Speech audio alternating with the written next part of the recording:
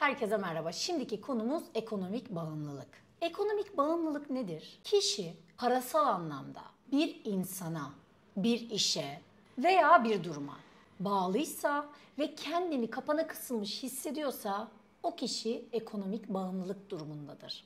Biz bu insan tipini ikiye ayırıyoruz. Biri kendi seçimiyle bağımlı olanlar, diğeri de kendi seçim hakkı olmadan bağımlı olanlar.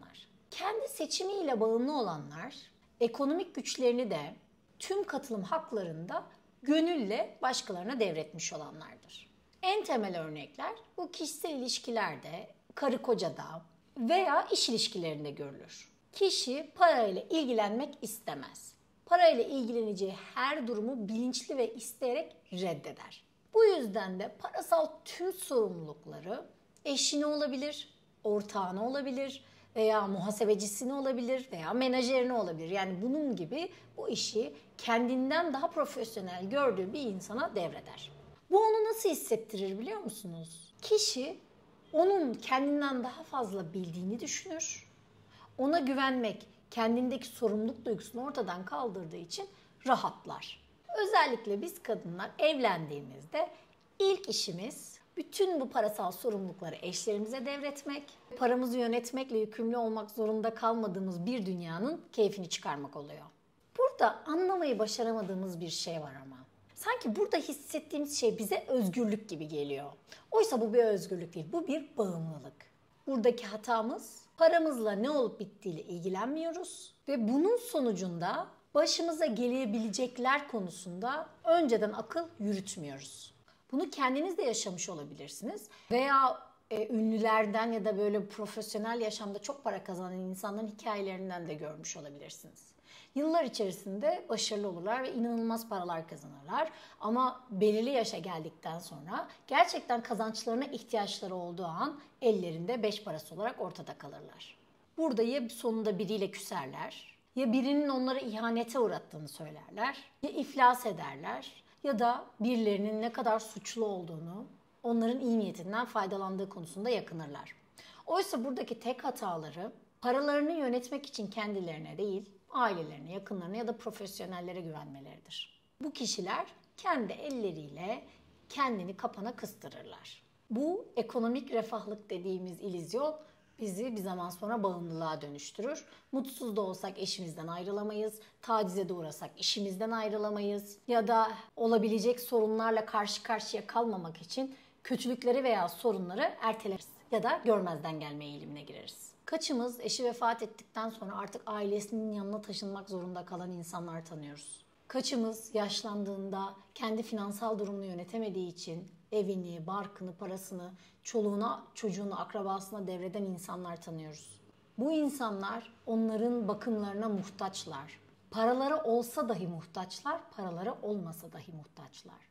Bir de seçim olmadan yaşadığımız bir finansal bağımlılık türü vardır. Biz buna finansal istismar diyoruz. Finansal istismar bir partneri korkutmak, kontrol etmek, taciz etmek ve bunun gibi bazı kişisel temelde hegemonya yaratmak için ortaya çıkarılan bir finansal bilgiye ulaştırmama yetisidir. Kişilerin kurbanları ile bir ilişkileri vardır. Karşı tarafın üzerinde güç sağlar.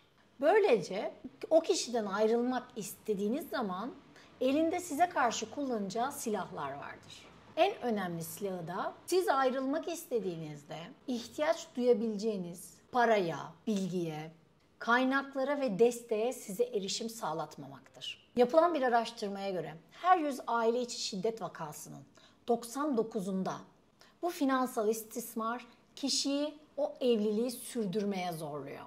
Kişi kurban bile olsa ilişkide kalmaya zorlanıyor ve maalesef ayrılamıyor.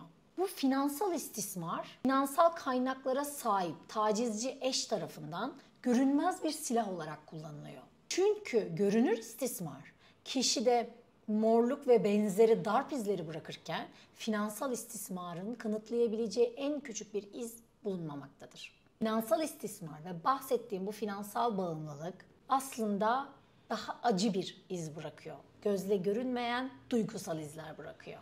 Bu kişiler kendilerini utanç duygusu içerisinde, suçlanmış, öz saygısını kaybetmiş ve depresyonda olarak tanımlıyor. Peki neden? Çünkü kimse duygusal yaraları göstermek istemiyor. Ve bizlere ne evlerimizde, ne iş yerlerimizde, ne de topluluklarda para konusunu açmamamız öğütlendi. Peki siz ne yapabilirsiniz? Bu görünmez silahı etkisiz hale nasıl getirebiliriz? İlk sorun farkındalığın az olması. Daha önceki videolarda da bahsettiğim gibi para hakkında bilgi sahibi olmak gerekli ama yeterli değil. Örneğin pek çok kadın para idaresini bilse dahi yine de sorumluluğu eşine bırakıyor. Çünkü büyürken öğrendiği çeşitli inançlar ve kodlar var. Bir ailede tüm parayı tek kişi yönetir. Erkek ailenin reisidir ve deneyimler şunu gösterir ki aile reisi parayı yönetmezse o aile düzgün bir şekilde finansal hayatını sürdüremez. Böyle düşünen birçok insanın hayatını kendi başına finansal anlamda sürdürmesinin ne kadar zor olduğunu bir düşünün. O nedenle içinde büyüdüğümüz toplum, aile ve onların dinamiklerini kendi ekonomik gücümüzün ele geçirmesine izin vermememiz gerekiyor. Ancak içinizdeki bu finansal korkuları, inançları, yaralarınızı, berelerinizi bunların farkına vardıkça bu finansal bağımlılıktan kurtulabilirsiniz. Finansal bağımlılıktan uzaklaşmak için en önemli şeylerden biri bir, finansal okuryazarlıktır. İki, kendi finansal inanç ve duygularının farkına varmaktır. Bu ikisinin üzerinde kendinizi geliştirmezseniz, isteseniz de istemeseniz de mutlaka finansal bağımlılıklarınız olacaktır. Bunun için yapacağınız küçük küçük işe başlamak. Lütfen kişisel finansal bilgilerinize erişin. Kredi kartı ekstrelerinizi elinize alın. Tüm sigorta bilgilerinizi, şifrelerinizi edinin. Eşinizin bilip de sizin bilmediğiniz hiçbir hesap bilgisi olmamalı. Sosyal güvenlik bilgilerinize erişin. İhtiyacınız olabilecek tüm finansal belgelerinizi arayın ve onları bulun. Kimseye bağımlı olmadan birikim, yatırım, bütçe oluşturma, borçlanma bu konularla alakalı yeterli olarak bilgi sahibi olun. Ve yavaş yavaş paranızla alakalı kendi kararlarınızı vermeye başlayın. Ya da var olan kararlar konusunda katkıda bulunmaya başlayın. Eşiniz ya da bağlı bulunduğunuz yer sizi finansal anlamda göz ardı edemesin. Edemesin ki ilişkiler kendi dengesinde yürüsün.